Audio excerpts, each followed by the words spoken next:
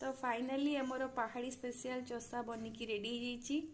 तो एठी मु देखंतु भात साइड रे से माने एमती ही पहाड़ी माने बाढ़ती भात साइड रे एमती रखती।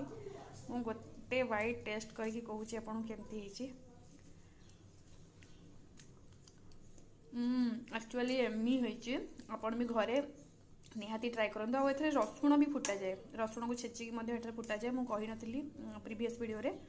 तो एथरे रसुण भी फुटा जाए।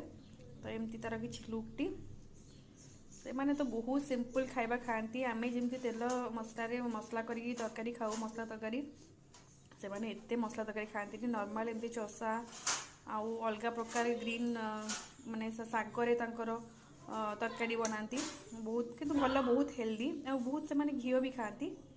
तो देखंतु एमती किछि हेछि आ टेस्ट भी बहुत मु गोटे वाइट नेली बहुत बढ़िया लाଗୁଛି।